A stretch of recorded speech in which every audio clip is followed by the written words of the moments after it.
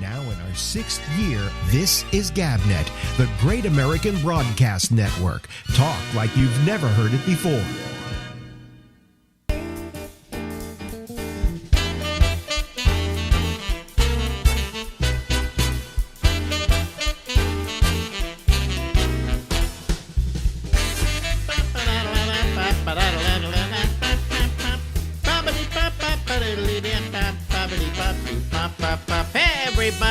This is the Ramble, and I'm Alex, all there in red, and we'll be here until midnight tonight from the East Coast of the United States.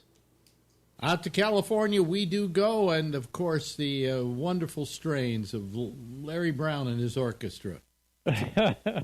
Not to be confused with Phil Spitalny. Yeah, Phil, and it's all-girl. It was an all-girl orchestra, wasn't it? Yes. Yeah. I can get with an all-girl orchestra. I mean, I understand girls, women. It should have been the all-women orchestra, but it was called the all-girl orchestra.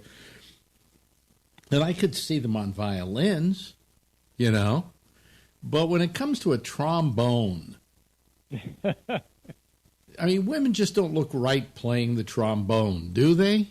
I don't think so. Unless it's a rusty trombone. In which case it's a whole different deal.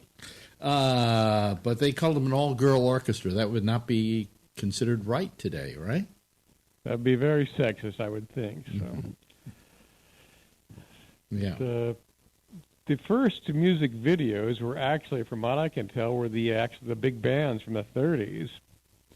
Well, there was a thing called, what were they called now? In fact, I have some songies or something like that, and they were run in film jukeboxes. You could actually put money in this jukebox, and you could say, I'm going to play Phil Spitalny and his all-girl orchestra, and then the film would come up. Really? I've never heard of it. Soundies. That's what they were called, soundies, if I remember correctly. Okay. And I have quite a few of them, actually. And they were a great, what can we call it, repository for a history of music in that time. Because we didn't have a lot of video. We didn't have video in those days. We didn't have a lot of film on some of these big bands. But they did these soundies, so we do.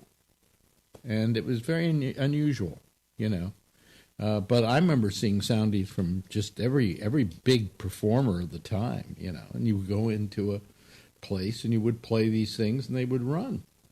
And then there was something in the 50s or 60s maybe that came along that was a little more the same kind of thing, but a more technologically proficient version of the same thing.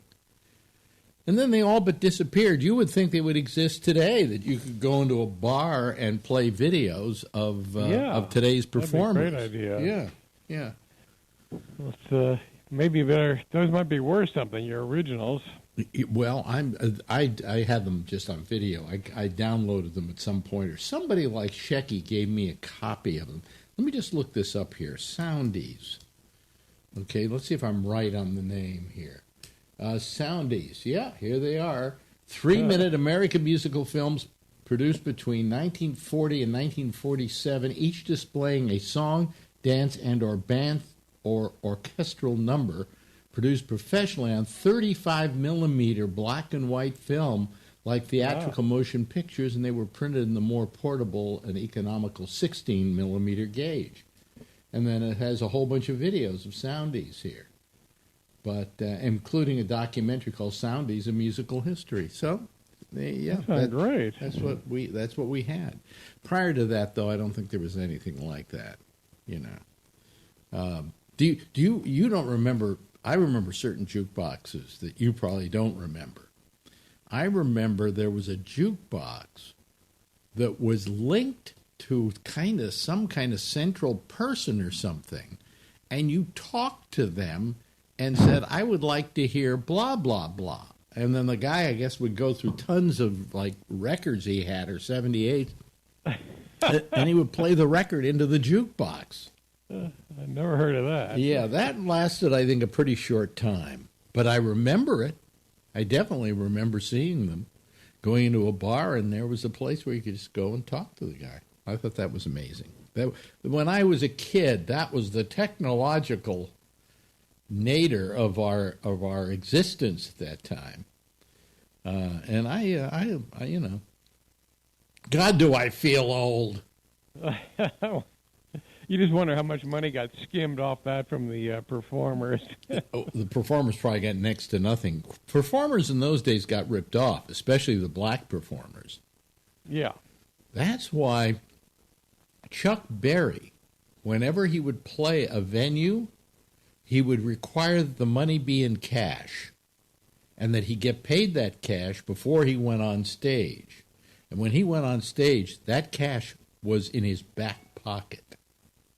Well, that was smart. Yeah, because black artists just got so ripped off by everybody. I mean, from the record companies down to the venues.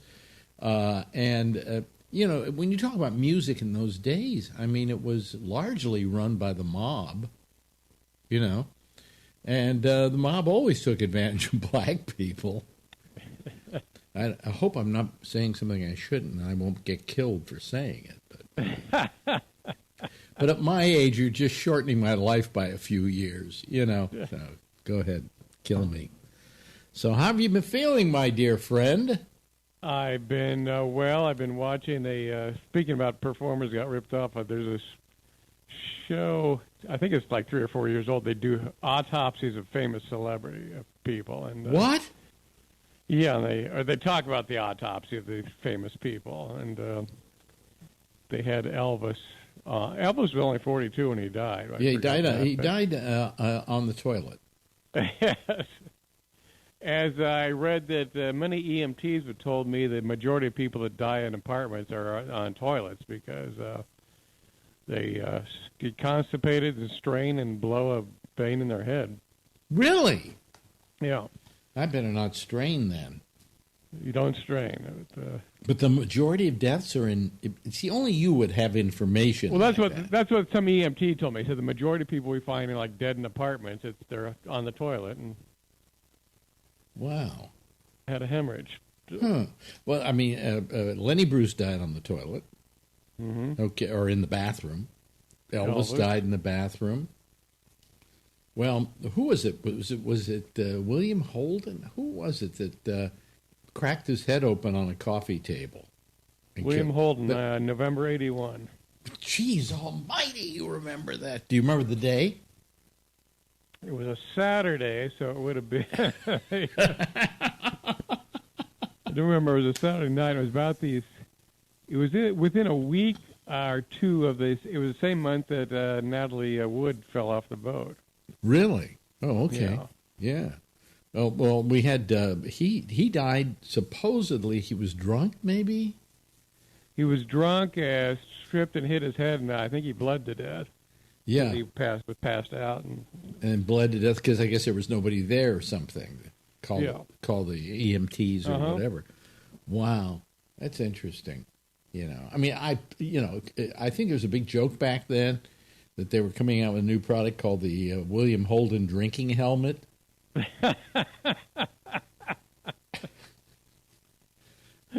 Yeah. Jesus, 40. That was my first year of comedy. That was 40 years ago. You know what I love? You and I are talking about these things, and we're talking about them casually. William Holden, when did he die? You told me when he died. You know, if we have a person who's like 40 years old listening to us right now, they don't even know who William Holden is. Do you realize that? Yeah. I mean, we make references to stuff that we think was just yesterday, and it wasn't just yesterday. What was I seeing that I saw that something happened in the year 1992, and I'm going, oh, that was it. Yeah, I remember that. That was just yesterday. No, it wasn't. It was almost 30 years ago. Yeah. You know, passage of time is very scary. It gets even more scary the older you get. How old are you now? 65, 66? 68. 68. Oh, okay. Yeah. You're getting into that death zone. Definitely, yeah. Yeah, the death zone. Do you have? I never asked you this. Do you have a fear of death? Oh yeah. I have a. Although it it gets as you get older though, you realize there's so much. You start to feel pains and shit, and you just realize that you're not going to miss that much. So. Well, but yet I just, I never could deal with the idea of death because I can't deal with the idea of not existing. Non-existence, that's it. Yeah, that drives me crazy. What is it like? What is it like to not exist? I guess it isn't like anything because you're not sentient when you're not existing. But then again, who knows? I don't want to be a spiritual person here, and I'm not. In fact, I'm jealous of people who believe in a God, and when they die, they're going to a God because they have an answer. I don't.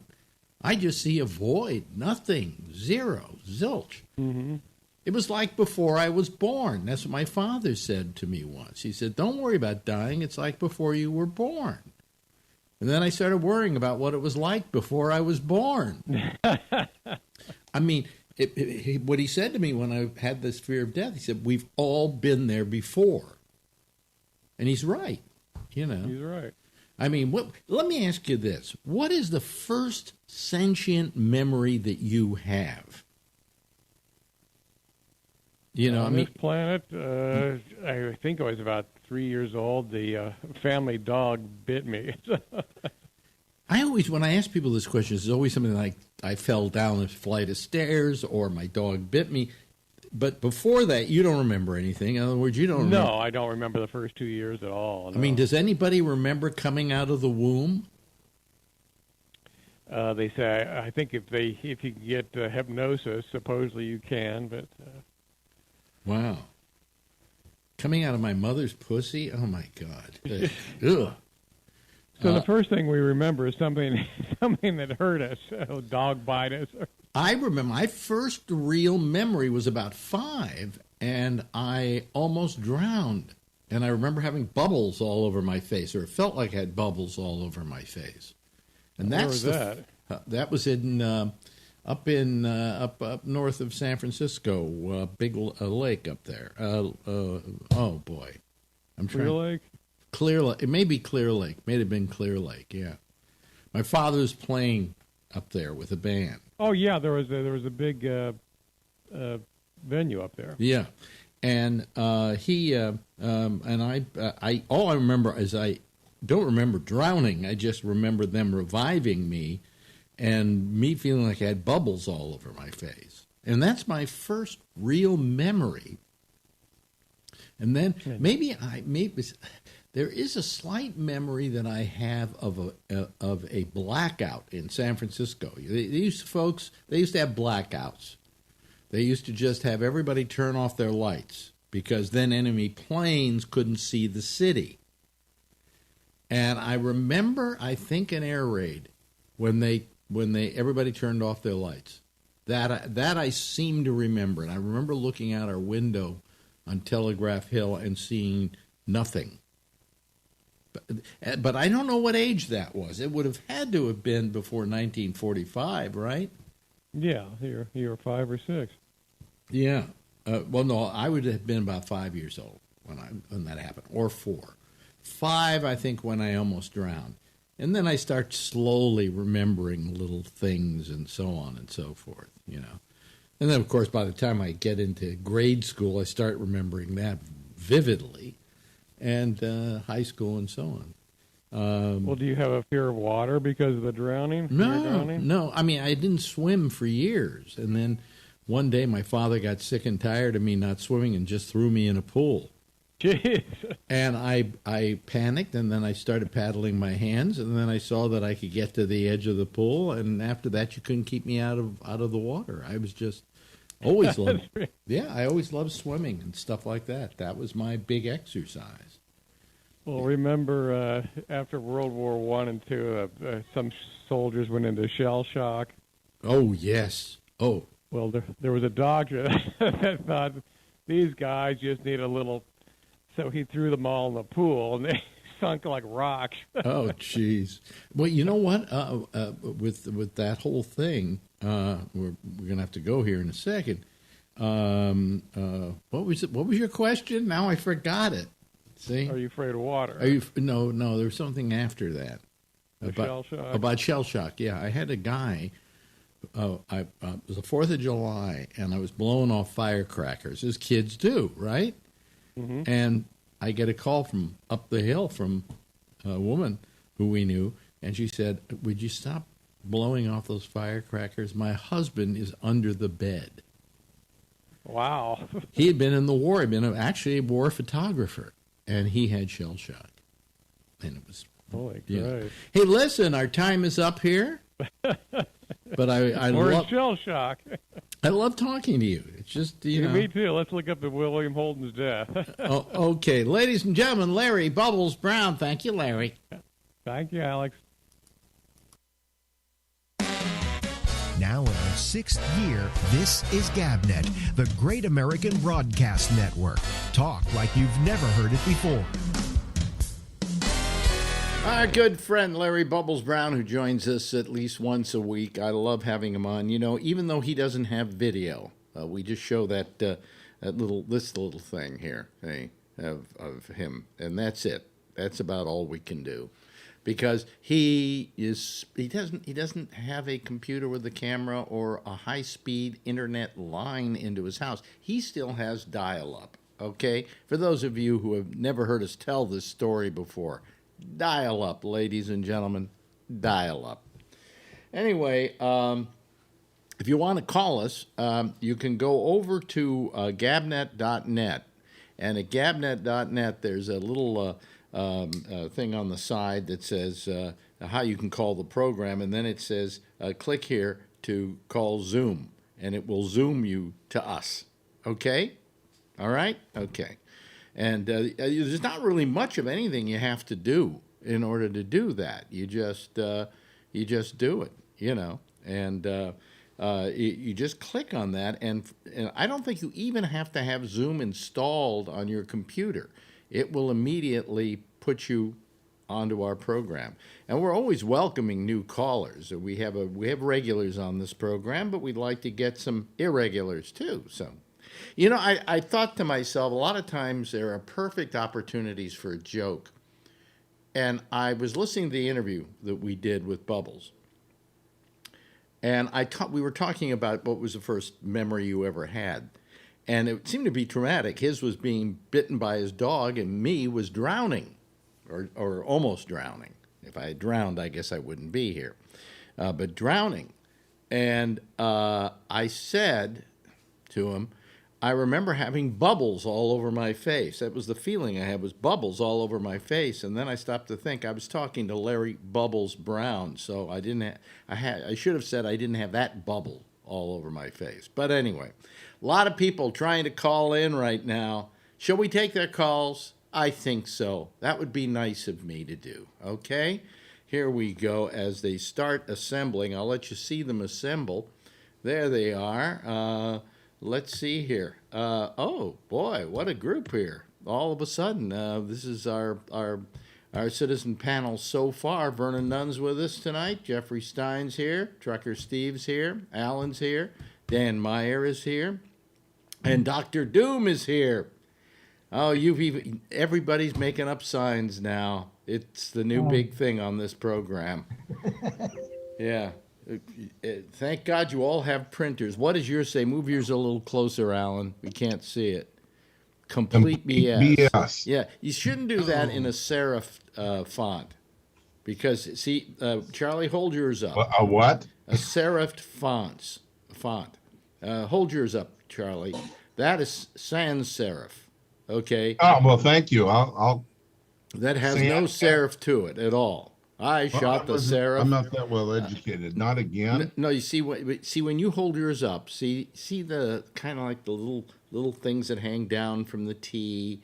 And does this show right? And to me, it's backwards. Well, that's because yes, it's fine. But do you know what a serif font is? No. Oh, okay. Well, a non-serif font doesn't have these. I don't know how to describe it. Like the little This is what Charlie's holding up is not a serif font. It's sans serif. Okay. Meanwhile, what you held up, look at it. Do you see the difference? Yeah. Yeah, that's a serif font. It's a little harder for us to read. Okay, so you need me to get it thicker. I went through last night. I made a page. I laminated it. I put little pieces of cardboard behind it so I can get, and now it's on the wrong font. Well, it's okay. We can live with the font, okay? But that holds up, see? And, of course, we're being joined also by, let's see, Dan Meyer, and also by Josh Wheeler, and, of course, the lovely and attractive Robert Natali. There he is, ladies and gentlemen. He looks like he's prepared with something tonight. What's Robert got? You have to do this first, right? What? Dr. Doom, of course. Let's go now to Dr. Doom. Where is he? He's not. What happened to him? Where'd he go? Well, you just He froze. He froze up. He's probably rebooting. Oh, no. No. Well, we'll wait. We can't start the show without the death Okay. report. Well, let everybody do whatever you were going to do. We'll just wait here until he calls back.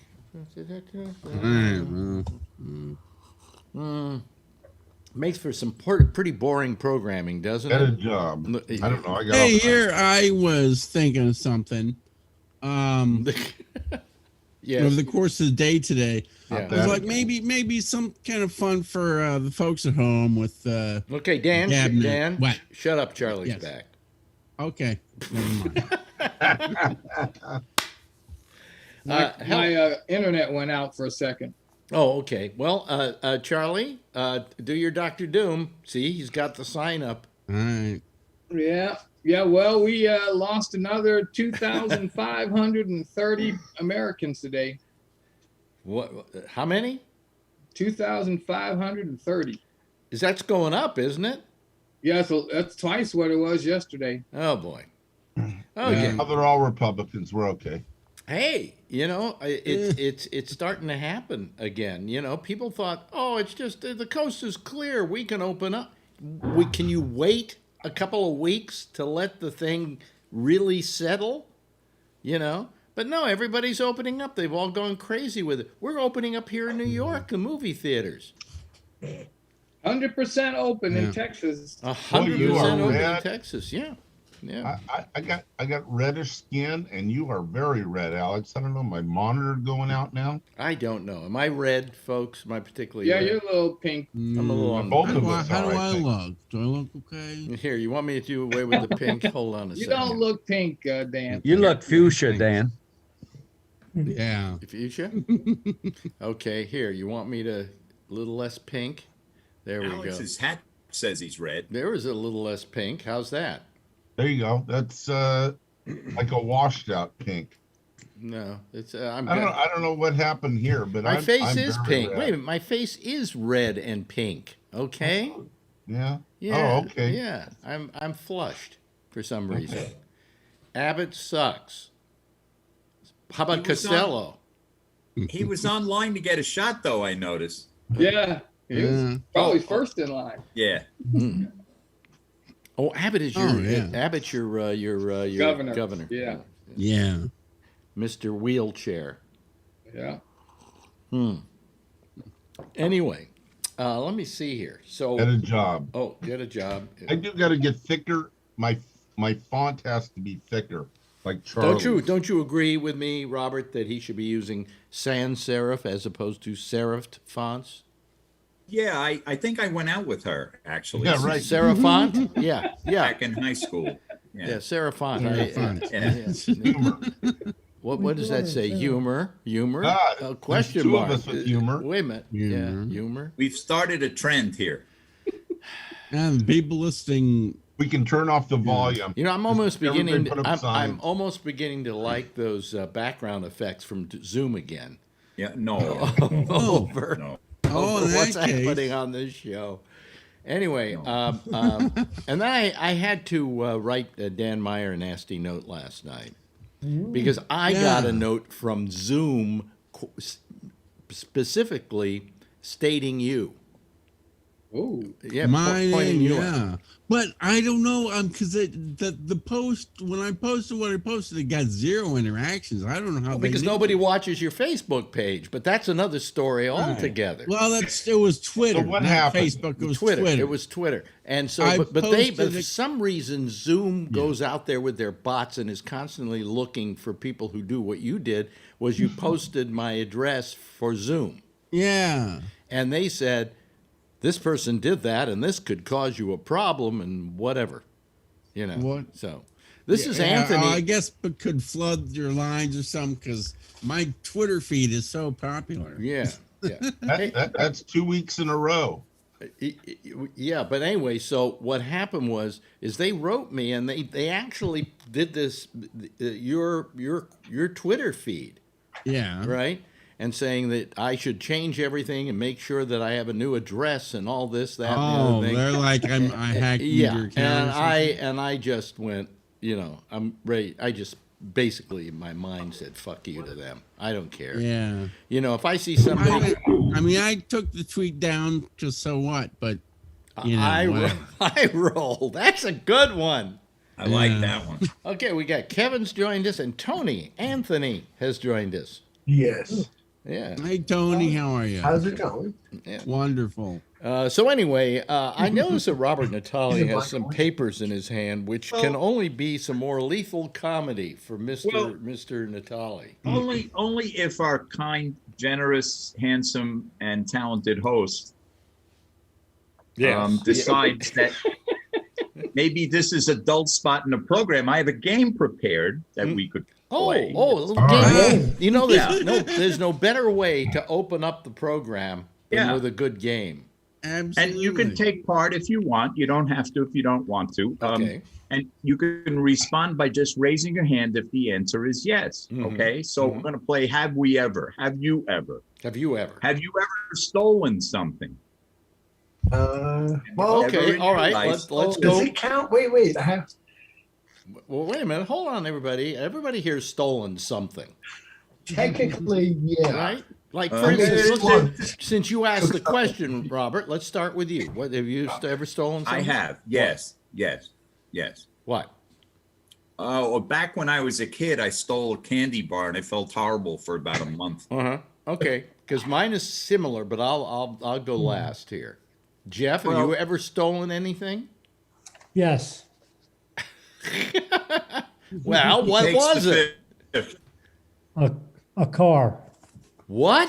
a car? Oh, boy, okay. this is good. So this far, is a story. so far, he's the winner. Yeah. Yeah. You I'm the stole winner. it. Did you actually, literally steal a car? Oh, Yes. shit. Were you a kid at the time? No, that was last week. Last week. Yeah, right. No, were But I'm you? planning on another one. Were you a kid? Were you a kid at the time? Yeah, I was a kid. And were you caught? I had friends with me. You had friends with you, but were you caught? No. No. Oh, no jail time. But, well, actually, we got caught by the owner.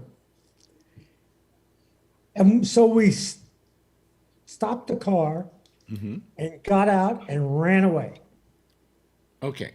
So the owner came out of the house and you guys were all in this car in the driveway. That's kind of semi-theft, isn't it? Well, we were You halfway were done. driving it and the owner didn't How old care. were you at the time? Joyriding. How old were you at the time? I don't know, teenager. Teenager. Consider the Okay. statute of limitations before you answer. Let me ask you the other big question. Do you have a I driver's? don't think I had a driver's license. Did you have your driver's license? I don't think so. No. Okay. All right. Oh, that's pretty good. He's a felon. Yeah. That's a good one. So far, that's the best. Well, we've only had a couple so far, but let's see. Did you- Vernon might be able to top him. Who knows? I wouldn't have picked you as the bad boy of the group.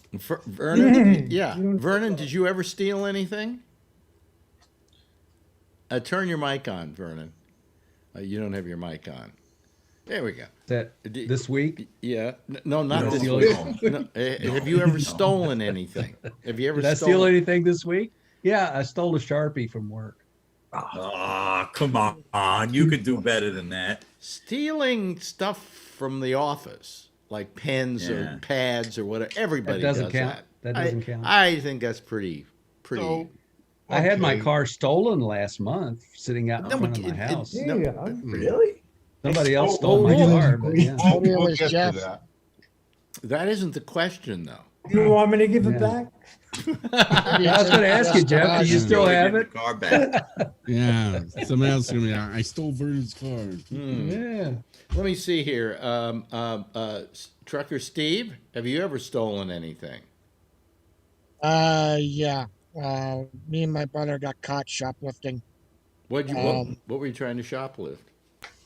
Dinky cars from this toy store. Oh, I see. Were you kids at the time? Yeah, we were kids. Yeah. We got in trouble, grounded. We were grounded for about 3 weeks, I think. Really? And you never Yeah. you never stole anything after that, right? Nope. You learned your lesson that crime does not pay. Mm. Yeah. But I don't know. I stole a candy bar when I was 14. And unlike, it sounds like Robert's parents were a little more strict since he was sore for, I don't know what he said, for a month. But I was sore for a few hours because my father's leather belt against my ass changed my idea of going and stealing a candy bar again. Yeah. Yeah. Do you think, though, that what was more severe, though, do you think, in criminal? Him spanking you with a belt or you stealing something? Me stealing something. Really? Okay. Because Yeah, I mean, the belt felt good, actually. Oh, well, we found out something else about you without even asking. Yeah. That opens up a whole new realm of conversation right there. All right. All right. Yes, Charlie, you had something you want to say? Yes, Charlie, you had your hand up. Charlie. Yeah, you talked about which is worse. Yeah, I just have this memory when I was about 8 years old of my dad beating me with the belt, telling me, "Didn't I tell you not to hit your brother?" As he's beating me with the belt. Now, Dan, did we already come to you yet? No.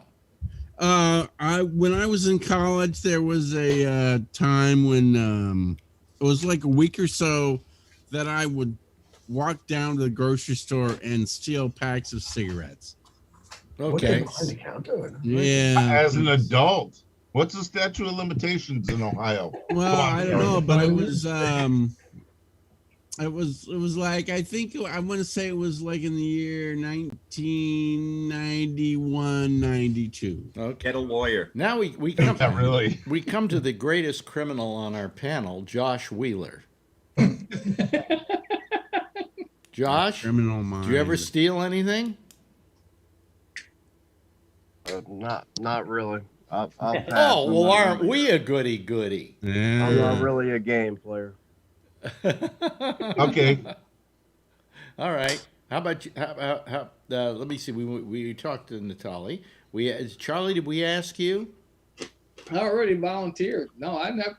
To my knowledge, my recollection, I've never stolen anything. Wow. I think what Josh was saying is he's not going to incriminate himself on the show. Yeah. Yeah. No, I was saying that I'm going to sit here quietly until you guys decide you want to talk about something. And when you do, let me know, and I'll speak. Okay. All right. This is the warm up to the show, Josh. We're a little lightness Next at the question. beginning. Wait a minute. Sorry. Tony. God, I thought I was running. You ever the show. steal anything? I must confess. Yes, I did two things, actually. What? I actually made slugs out of the shape of quarters, and then I would go to the arcade. So instead of asking my mother for quarters or dollars to play Pac-Man or whatever, or Robotron, I made them so good that I used to throw them in, and it was the perfect weight. And when the guy came to take the quarters out on Wednesday, and the owner of the store saw like the slugs coming out, he said, "You son of a bitches."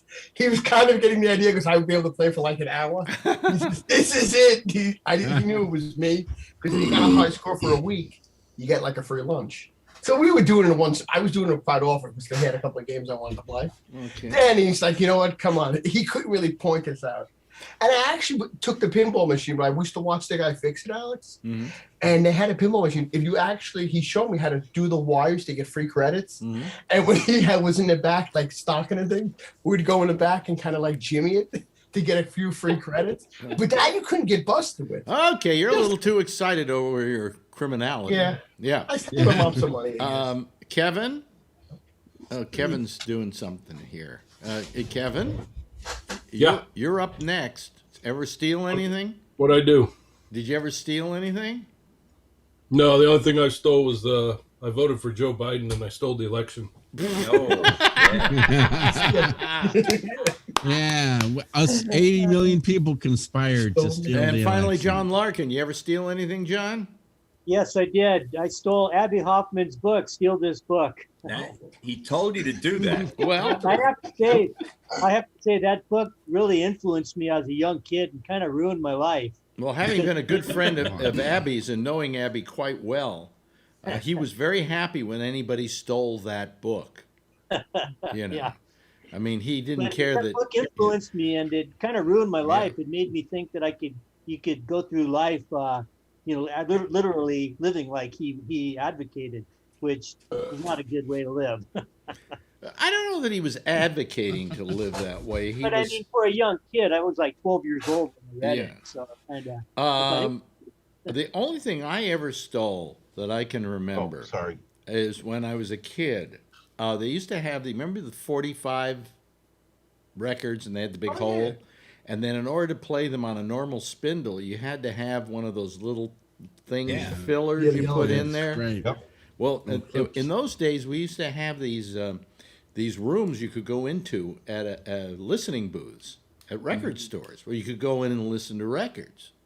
And they had one of those, and I wanted it, and I stole it. And that was the only thing I ever stole, and I can't tell you how guilty I felt about that.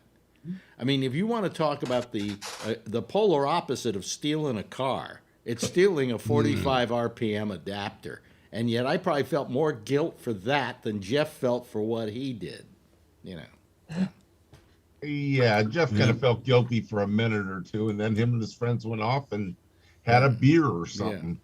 Laughed about it. Okay, so you have another question you want? I've got like 30 of them, but well, save them for another. Save them for another night. Well, you could do just yes or no real quick. Okay. Did you ever get kicked out of a bar? Yeah. Jeff kicked out of a bar? No. No.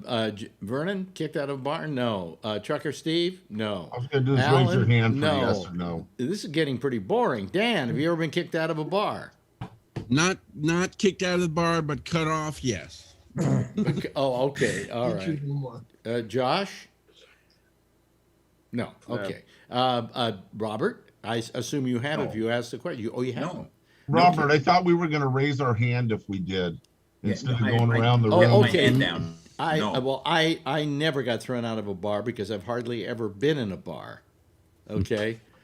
Charlie, no, right? No. No? How about you? Tony, you don't drink, do you? No, I only on occasion. I'm like you. In a holiday or something, or dinner, then I'll have something. Yeah. And I don't playing video games. Kevin's gone because he just got kicked out of the bar. And Larkin? Yeah, I did. Really? A couple of times. Really? What were you kicked out for? You just I can think of one time it was New Year's Eve and it was closing time and they were kicking everybody out and I didn't want to get out and for some reason I was so drunk I thought I could stay there all night and I ended up getting thrown out. You felt you could move in, huh? Yeah. But I thought, hey, it's New Year's Eve. You don't close on New Year's Eve. And they go, like hell we don't.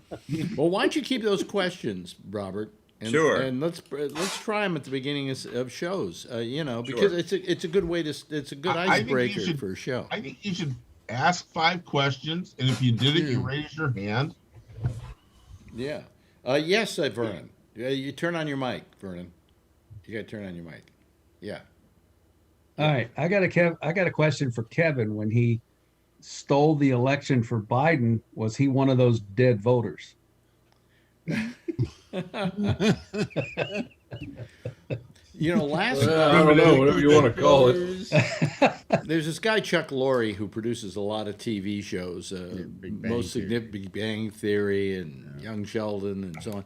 And at the end of every one of his shows, he has what he calls a vanity card, in which sometimes it's a whole big, beautiful piece of prose that he writes. Sometimes it's very short.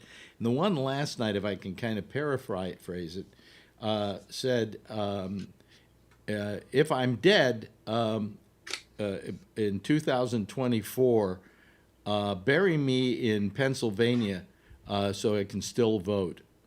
Good idea. I thought that was pretty good. But he spent a lot of time on those little cards at the end of the episodes of his show. And he spent a lot of them in the last couple of years completely trashing Trump.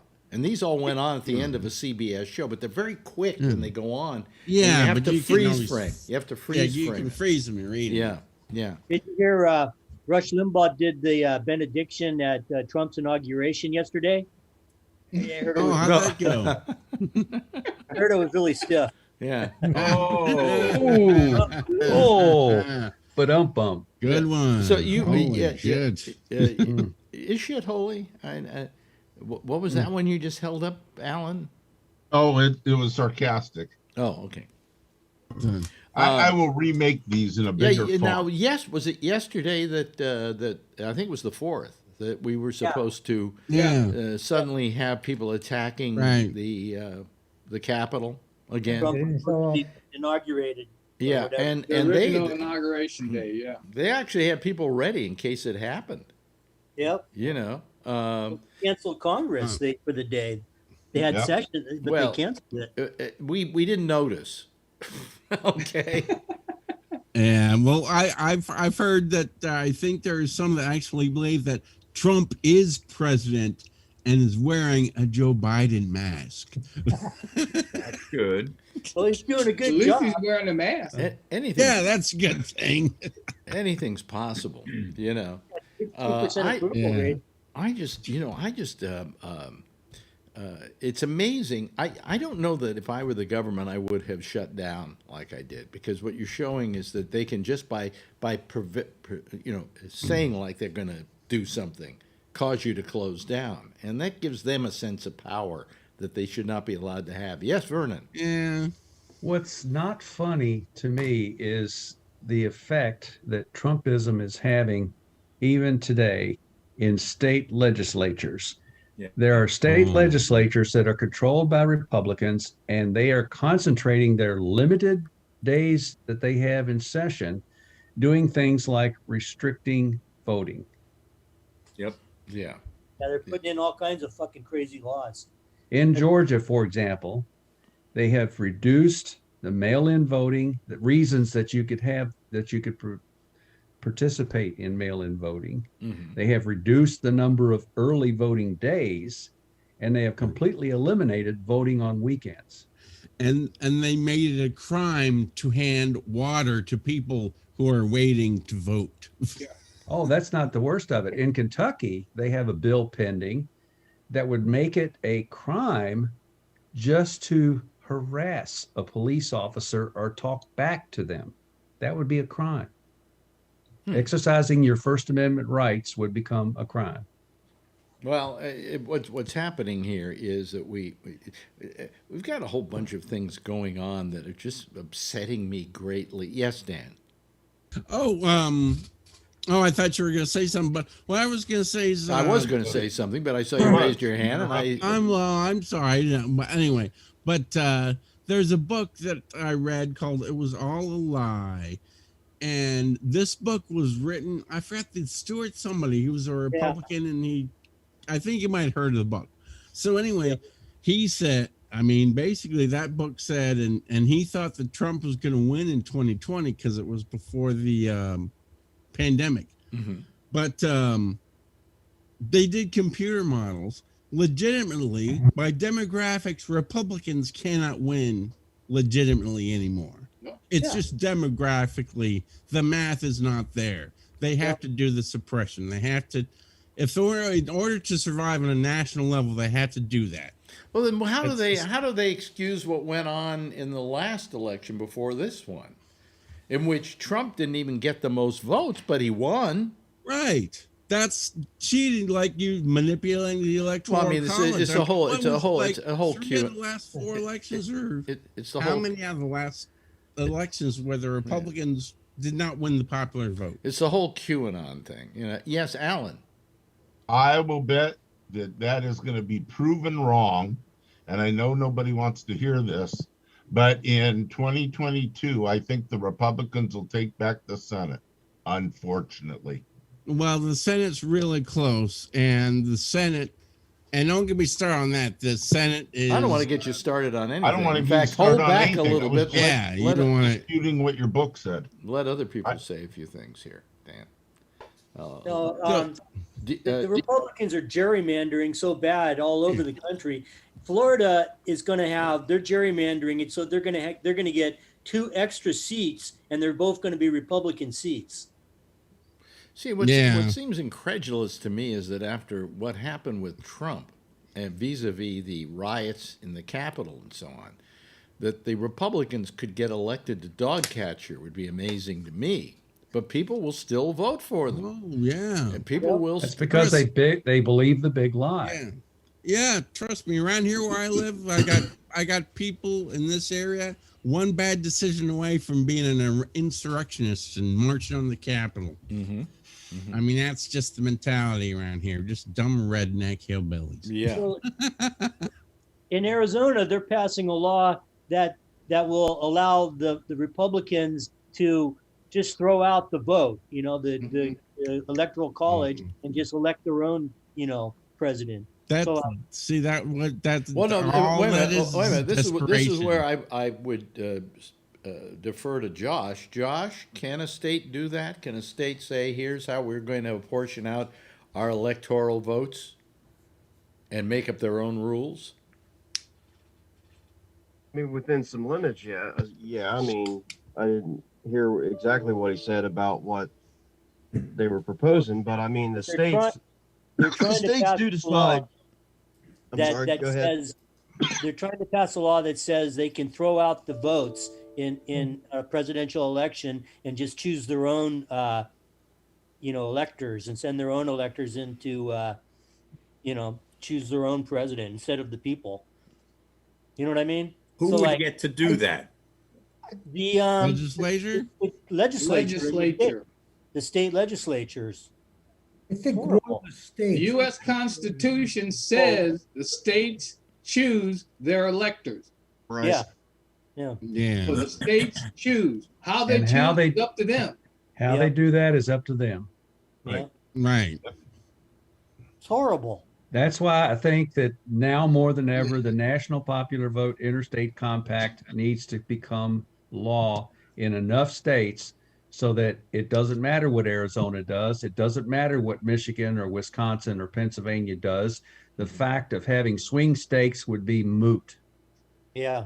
I agree with Charlie. This electoral college is bullshit anyway. And the electoral college, see, you can't get rid of the electoral college without a constitutional amendment. Right. But you can make it irrelevant by passing the National Popular Vote Interstate Compact, because all that says is if the popular vote nationally favors one candidate, then my state will send delegates for that person. It doesn't matter what the candidate got in my state. It's the national popular vote that determines who I send my electors for.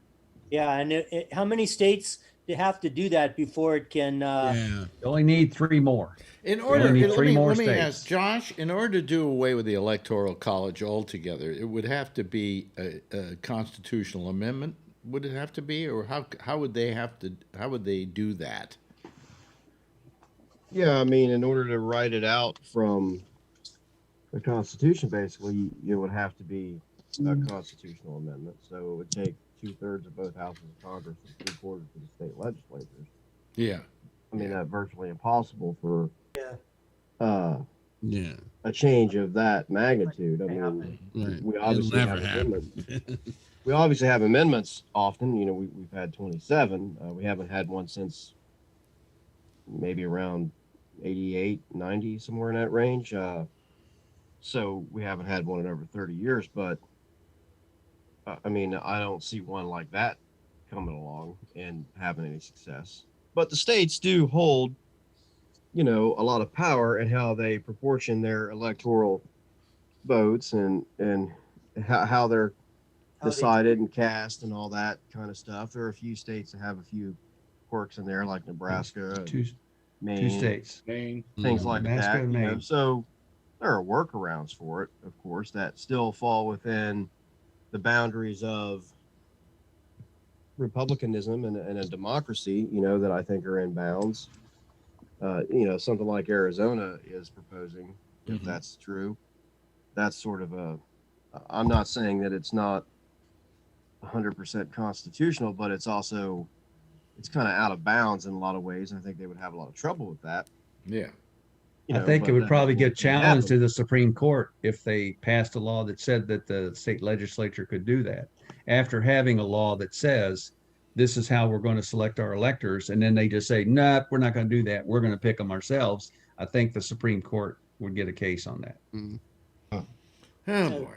One would hope. Yeah, we'll see. And then what will they do once they get it? So Now another subject I want to bring up is what's going on here in New York with Cuomo. Anybody following this?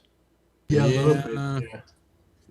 You Well, know, the only thing I've heard is that Cuomo's a real asshole. well, he is an asshole, but he's our asshole. Yeah, he's You a know. pretty good governor, though. He look. I mean, I have to say this. He saved my life. Okay, plain and simple. By his actions, he saved my life and the lives of a lot of New Yorkers. He misreported some of the deaths. Yes, that's true, but that's not killing people. right. Okay. Right. They were already dead. They were already dead. Exactly. I just feel that he saved my life by just forcing people to close down and wear masks and closing down the subways and doing all the things that needed to be done. Things that weren't done in states like Texas, like Florida, where they went, oh, no masks, so we're going to see this thing through, it'll be nothing worse than a bad cold, and it was time that the people started realizing this guy did a pretty good job here, and now they're trying to rob him of the ability to legislate to get things done to help with the pandemic. So it's getting, and a lot of it has to do with these three women who I refer to as Mary Fuck Kill. I listened to this one woman who did an interview on CBS, and I'm going, what are you so bothered by? The fact that he said that he was he's single and lonely, and hey, does she ever go out with older guys? And I mean, where can you even do that kind of thing to anybody anymore? Was she, though? Huh?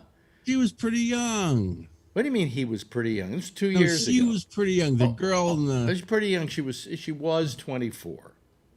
Yeah, how old? Hey, look. I went out with a lot of young girls in my lifetime, so I'm not going to besmirch somebody for doing that. I know, but you were never the governor of a state, so. Well, I mean, he maybe acted unjudiciously, but I mean, I don't think he did anything. He didn't stick his finger somewhere. Okay. Oh. He didn't do anything untoward that way. It was just purely verbal. Yes, Jeff. I've gotten a real appointment with this problem. Mm-hmm. And that is, my wife is absolutely sure that anybody who's got a job like that should not be fooling around with the ladies in his office. Yeah, that was. I agree. Listen, I had a rule. This was 40 years ago, that I would never have sex with somebody I worked with. Well, it doesn't even have to be. And there wasn't the Me Too movement or anything like that back then. But and if I had somebody, and then later on I had people that work with me. I had a newswoman, I had female producers. Never once did I come on to any of them. In fact, if I did want to come on to them, that all stopped the day they started working with me, because I valued my relationship to them as co-workers more than I did as something to make my dick feel good. But, that was me. But I don't think that what he did was that terrible, is what I'm saying. It was stupid. Okay, I'll grant you that. But, for every woman like this that went, oh, I was so upset by what went on, there's another one that went back to their girlfriends and went, guess who came on to me today? So. I know, but a young woman today is gonna, what you've got is you've got women out there who are waiting for the perfect opportunity to either get publicity or get a few bucks by suing or by being compensated, whatever. And this, none of this, what we've done is we have cheapened what this whole thing is about. We went from date rape with Bill Cosby to asking if you date an older man by Andrew Cuomo, and giving the same weight to both of them. No. Yes, we do. We give the same weight to both of them these days. And he didn't do anything that even approaches what all these other people were accused of. Yeah, nobody's saying that Andrew Cuomo committed a crime. Well, but what they're trying to do is they're trying to take his ability to take care of this state and deal with the COVID crisis and so on. They're trying to take that ability away from him. Well, that could be. I don't know. I don't know the story of these women, if they're legitimate or not. Let's say they are legitimate. Let's say they're 100% legitimate, and everything they said is absolutely true. None of it comes to the level of being actionable. Okay, like having to resign. Yeah, I would say that, and I heard the apology, and I think his apology was reasonable, but then again, it's not my call to make. Yeah. It's like, I'm not, and well, it's definitely not, because I'm not in New York. So no, nobody's asking you to make the call either. Well, you just did, so. Yeah. Or you just were quiet and I filled in the. Yeah. Well, but I think that also what's bothering me is, and I hate the term cancel culture, but it's the term that's being used now. By Republicans mostly. By Republicans, but a lot of the people who are involving themselves in cancel culture are Democrats, are liberals, who are suddenly bothered by, Gone with the Wind or Dr. Seuss. Come on. That was not any liberals. That was the Dr. Seuss family. Whose family? Dr. Seuss's family made that decision. There were no liberals clamoring for them to cancel the book. I don't think I don't think it was the Seuss family that brought it up. Yes, it was. Oh, it was? Google it. It was the Seuss family. I think he made fun of the Chinese people in the book. No, but he in fact he changed that. He did? Yeah. He drew the Chinese person and painted him in yellow, and then a couple of years later he took away the yellow pigmentation so that it wouldn't be racist. Okay. But I mean, I just I'm just finding that for instance, they were doing a thing on TCM right now about films and having to look at them in the framework of today. And the first one they did was Gone with the Wind. And pretty much the people there agreed. One was a black woman and one was a white guy, and then there was a white host. And they all kind of agreed that Gone with the Wind has to be taken as an anachronism, as something that was done back then. Yeah. That was the most popular movie of all time, the most successful movie of all time, still remains such. Yeah. And that it should just be looked at in the prism of time, Historical, and say film. you know, I mean, if they were bringing up the fact that while you could say how terrible it was that these black actors were playing mammies and things like that, they were also black actors who were being hired in Hollywood to play very major roles. Something that they weren't given the opportunity up until that point to do. Hattie McDaniel, in fact, was the first woman ever to win an Academy Award, black person to win an Academy Award for Best Supporting Actress. So, you know, we have to just put it in that light and say, okay, we watched this. We know that it makes the Confederacy look better than it really was. It doesn't give slavery as bad a image as it should have. And you know, Malcolm X, they quoted Malcolm X as saying that when he was a kid, he went to see Gone with the Wind. And whenever he saw Butterfly McQueen in that picture, he wanted to crawl under the carpet. He said it just made him cringe so badly. And I understand that because there she was. I don't know nothing about birthing babies, Miss Scarlett, you know, that kind of thing. But nevertheless, Butterfly McQueen was playing a cartoon role. She was playing a comic role. She was the comic relief in the picture, and she was a very fine actress. And to see her be besmirched by all of this, and Hattie McDaniel to be besmirched, and a whole bunch of other black actors who were in this picture, that what they said is it should just be looked at under the prism of time and taken and explained to people and taken that way. Yeah. Birth of a Nation. Oh, yeah, Birth of a Nation. That's the perfect Well, example. Birth of a Nation was actually a pro-Ku Klux Klan film. Yeah. Okay. But it was like the first major big money making blockbuster of all time. That's really. correct. And the president of the country screened it at the White House. Woodrow Wilson. Yeah. And I mean, but nevertheless, it is a very important film in the pantheon of motion pictures. Sure. And yet, do we not show it for that reason?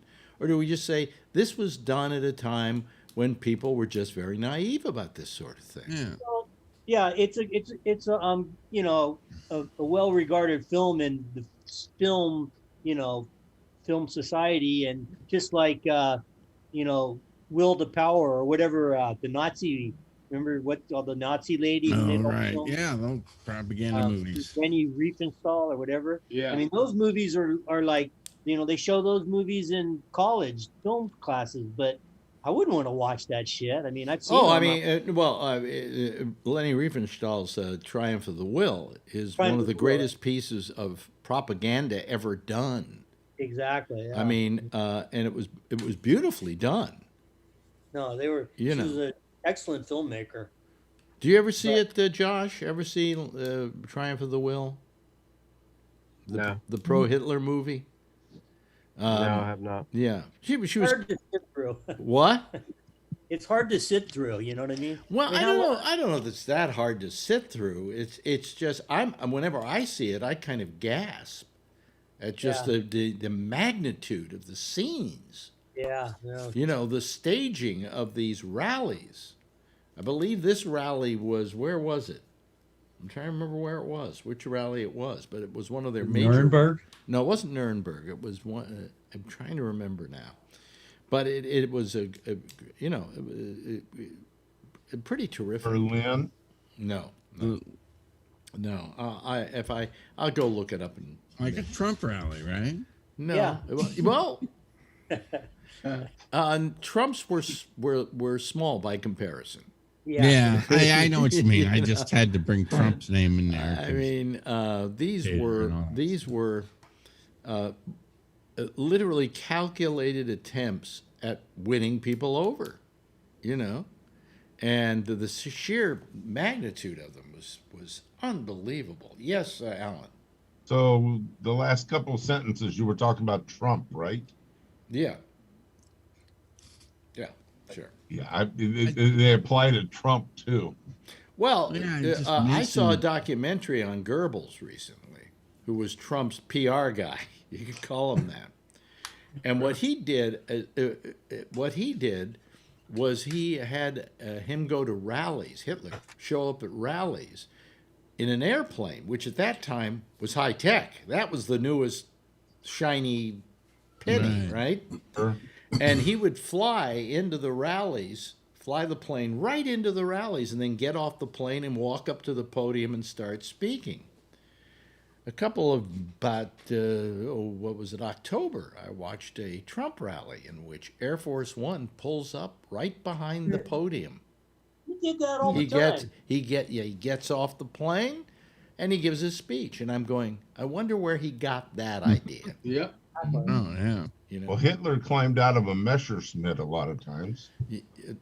No, I don't know. No, they weren't Messerschmitts. They were little. I wasn't around then. I'll have to take your word for it. Yeah, no, absolutely. I mean, it was just amazing. So is Trucker Steve tucking himself in for the night? God, he's making me tired. I want to go to. Sorry.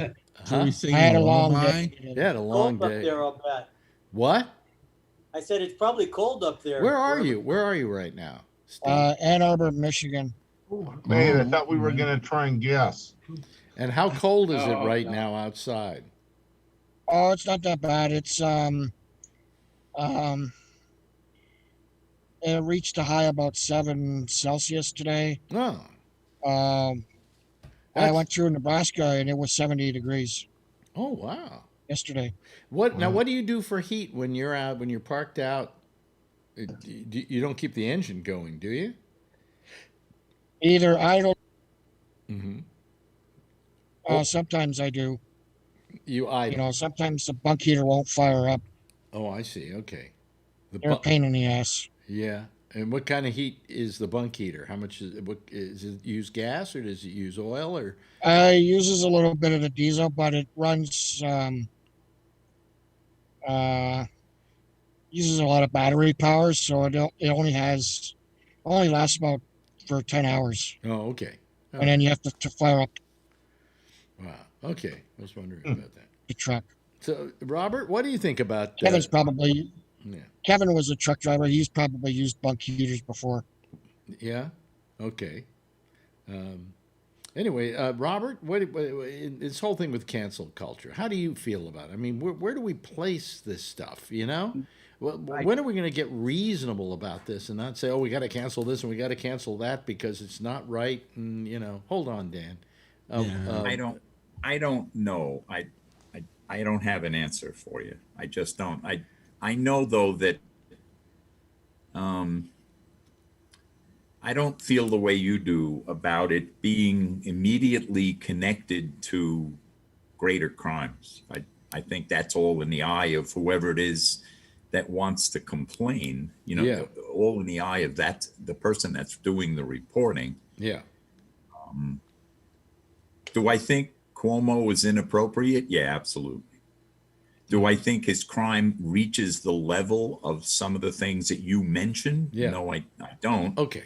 But I don't know who's making that comparison exactly. Well, but they're putting they're putting the same kind of weight to it. Well, it's the story of the day. There's not much else going on. I mean, they can only report COVID deaths so much. Yeah. There's not much else going on. Biden's kind of calmed the waters as far as you don't have to read fucking tweets every day and that sort of thing. So do you think that given the zeitgeist, the tempo of the times, that were this in another time of the year, like let's say last year, Cuomo wouldn't be the main story and it wouldn't be as heavy a story? I don't know that it would have been a story 10 years ago, honestly. Oh, that we know it wouldn't have been a story 10 years ago. I think the times are changing, and I'm not so sure it's not for the better. Yes, again, we talked about this the other night. Do I think the pendulum will swing too far the other way? Yeah, probably, because that's the way generally justice gets done, is that we become conscious of wrongdoing, and so we become maybe fanatical about it in order to swing things back to some happy median. Okay. But that's just an opinion. I don't have an answer.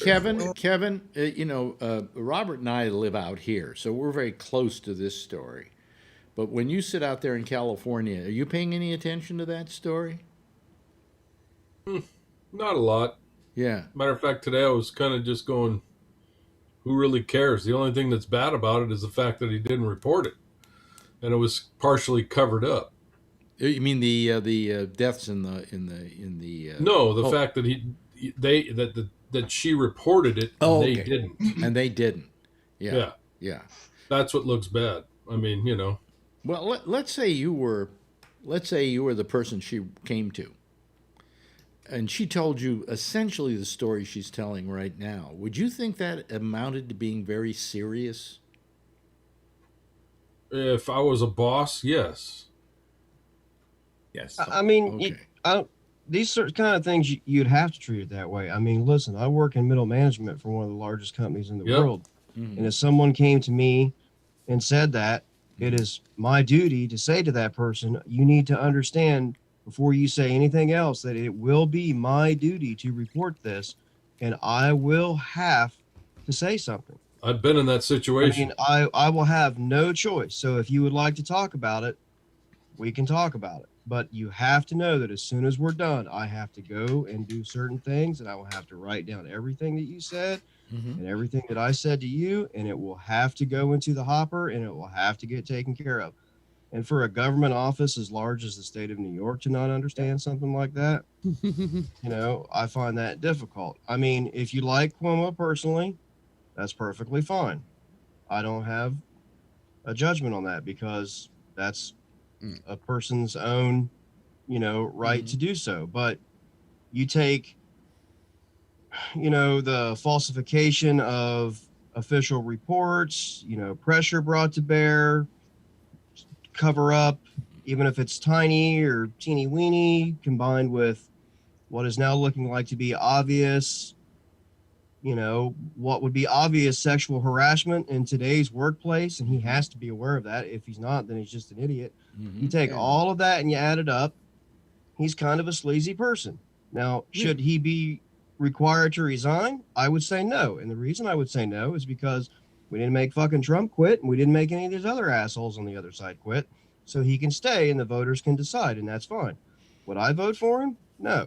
And what I don't like is I don't like some people on the left acting like it's not a big deal, because if it were a different guy, if this were Trump doing this, they would be upset. Oh, he's not qualified to be president. Exactly. Well, then I've been consistent the whole time. I just said Cuomo is not qualified to be the governor of New York. And if he were running today to be the governor of Ohio, I would not vote for him. In fact, I would vote for fucking John Kasich before I would vote for Well, him. he's going for... And I don't like John Kasich. Yeah, he's going for a fourth term next year. I hope he doesn't get elected. And the reason I hope he doesn't get elected is I don't think anybody should have 4 terms as governor. I think they get to feel after the second term, they get to feel that they have some kind of a God-given. I mean, I'm just saying, you know, like in a place where I work, if someone comes up to me and says, "Hey, man, so and so called me a retarded dipshit today, and it made me feel completely uncomfortable," and I don't report that, and like 6 months later, this thing has all gotten blown out of proportion. There's a lawsuit. Well, tonight when I get fired. Exactly. Again, they were doing the interview with her on CBS, and they ran more of it. And she said that she told them at the time that she really didn't want to do anything about it because, quite frankly, she didn't want to make any trouble or whatever. And then I'm saying to myself, then why are you doing this now? Why suddenly are you? Exactly, Vernon. The atmosphere has changed. You know, back then she was right. And when she says she didn't want to make trouble, maybe we're all misinterpreting that. And she means she didn't want to make trouble for herself. Because in a lot of cases, you bring the shit down on you. That wasn't the way she put it. She put it that this is exactly what the investigation will bring out. Yeah. Right. So that's what we can't jump to a conclusion on. The sum total of all of this is that he then said in his speech yesterday, he said, let the Attorney General look at this and wait to make an opinion until that happens. Give me that much, which I think is fair. I don't think anybody would disagree with that. You just said as much, Kevin. And yet we then went right back to MSNBC's and on-screen people. I think it was Todd, what's his name, who does Meet the Press. And immediately they're going, well, I don't believe him, and and he did this and he did that, and all he did was ask, look, just wait for the report to come in, That's what this is for. Yeah. Well, that's what they do. And that's exactly what I did.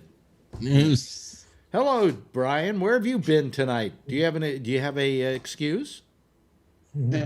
Poke Bowl, and well, I did peach tea, but it's milk tea. Did you bring enough for the whole class? Yeah. Did you bring enough for the rest of us? Have you ever stolen anything?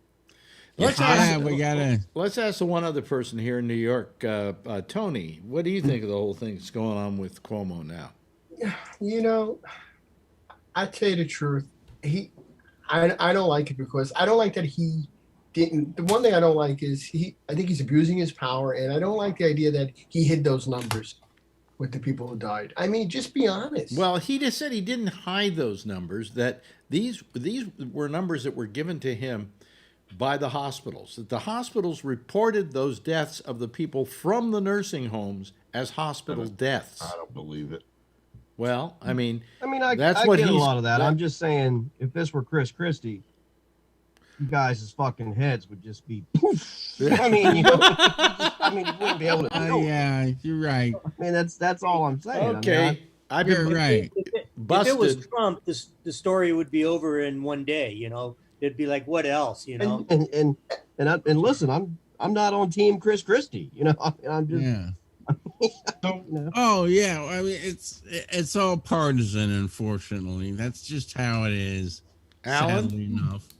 And it's another thing that was making me get pissed off really when that guy, not to change the subject, where they were voting on the stimulus package, and Ron Johnson, he made them read every page. Yep. Oh, yeah. What a dick! What a waste of time. I mean, this is what we have working for us.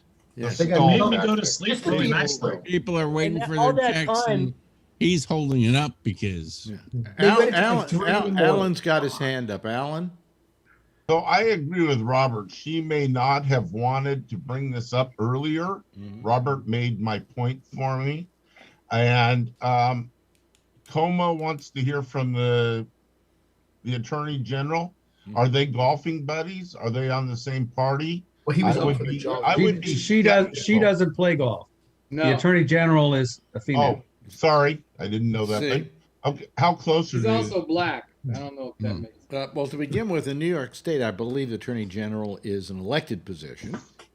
So she doesn't owe she doesn't owe. So is Mike Pence. I mean, no, but he ran with Trump. Yeah, right. But it's the same ticket. All I'm saying is it's a female Attorney General, which at least makes it a little more objective.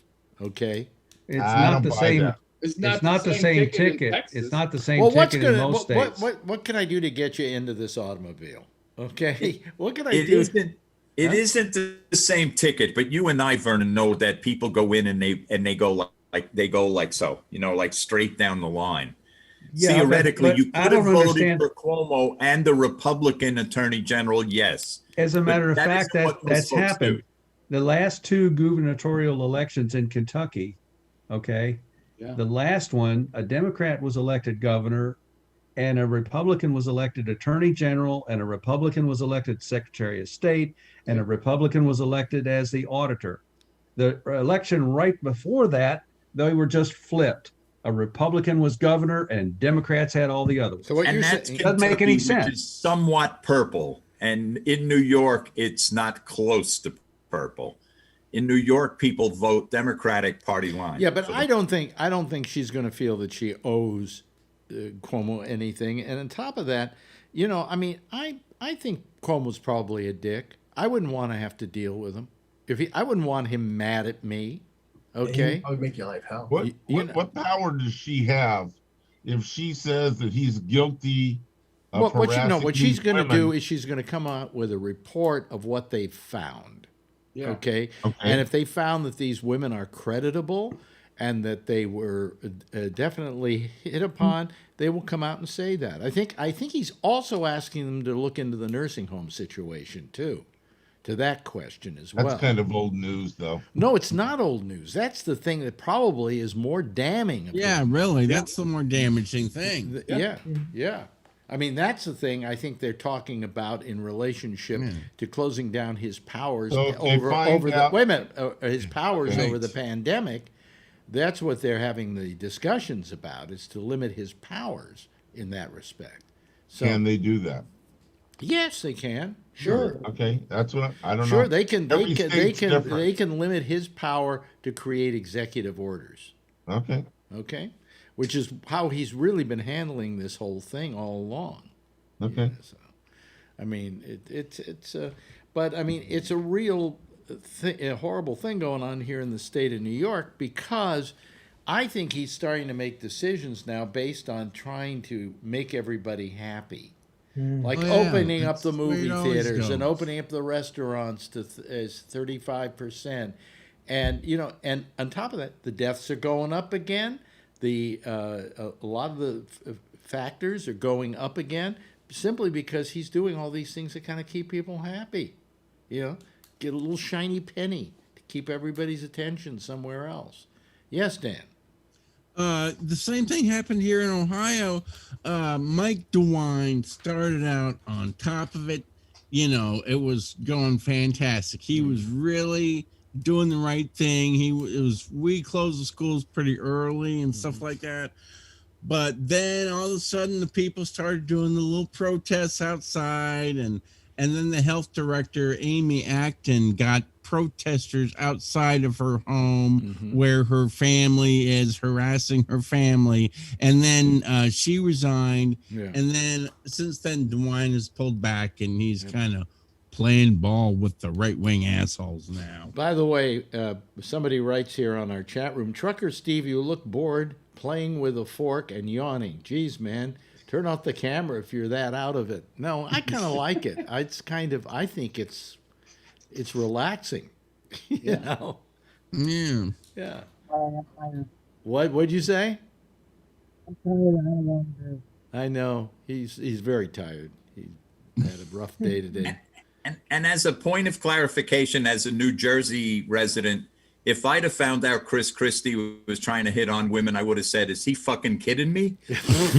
My first reaction. Who's he trying to kid, himself? Yeah, right. I mean, at least Cuomo isn't a half bad looking guy, even if he's an older guy, He looks like a sleazeball to me. He looks, to me, to my Western mind, he looks like a guy from Central Casting playing a mob character in a movie. Well, he definitely could play a mobster in a movie. There's no question about that. But then that might be his next job. It might be his next job, right?